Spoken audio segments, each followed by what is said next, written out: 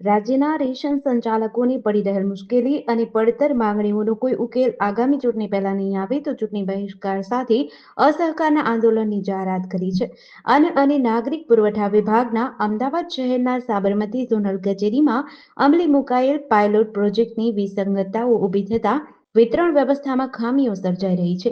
CBDC અંતર્ગત Punjab national bank સાથે tie-up કરીને પુરવઠા વિભાગ બેંકના શરણે થઈ ગઈ હોય તેવું લાગી રહ્યું છે. ગુજરાતમાં સર્વરના પ્રોબ્લેમની ખૂબ જ રજૂઆતો અંતે અગ્ર સચિવ મોનાબેન કંધારે પંજાબ નેશનલ બેંક સાથે સેટલમેન્ટ કરી સીડીબીસીનો એક નવો પ્રોગ્રામ શરૂ કરવાનું કામ શરૂ કર્યું. પાયલોટ પ્રોજેક્ટ કે અમદાવાદમાં સાબરમતી ઝોનમાં છેલ્લા 4 મહિનાથી કામ ચાલે છે, પણ હજુ સાબરમતી ઝોનનું કામ પૂરું થયું નથી. માન્યવર કેન્દ્રના ગૃહમંત્રી અમિતભાઈ શાહે 14મી ફેબ્રુઆરી 2026ના રોજ મહાત્મા ગાંધીનગર ખાતે આ સિસ્ટમનું ઉદ્ઘાટન અને લોકાર્પણ કર્યું. એના પછી ગુજરાતના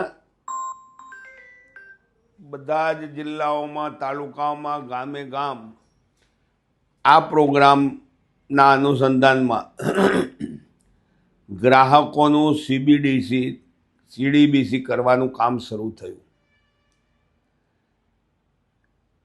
પ્રોગ્રામ સારો છે, પ્રોગ્રામમાં કોઈ તકલીફ નથી, પરંતુ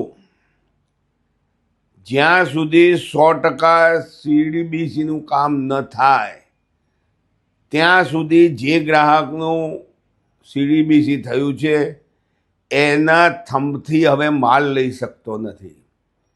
એટલે વાસ્તવિક ભૂમિકા હજુ શરૂ થઈ નથી અને આ ગ્રાહકોના થંબ ઇમ્પ્રેશન બંધ કરી દેવામાં આવે છે.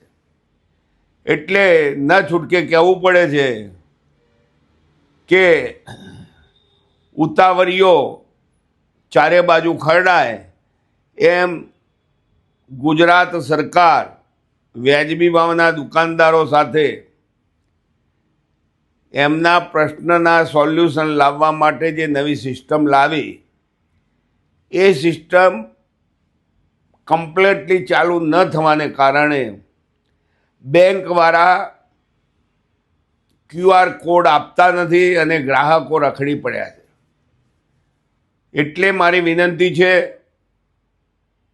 મોના કંધારબેનને કે જ્યાં સુધી તમારો પ્રોગ્રામ 100% પ્રૂફ ન થઈ ગયો હોય, અમલવારી ન કરી શકાતી હોય, ત્યાં સુધી જે કોઈ ગ્રાહકના સીબીડીસી થયા હોય એમનો માલ રેગ્યુલર વિતરણમાં થઈ શકે એવી થંબ ઇમ્પ્રેશનની વ્યવસ્થા ચાલુ રાખવી જોઈએ.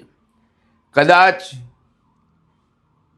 ત્યાંથી એવો જવાબ પણ આવશે કે આ પ્રોગ્રામ ચાલુ હોય એટલે પેલો ચાલુ ન કરી શકીએ.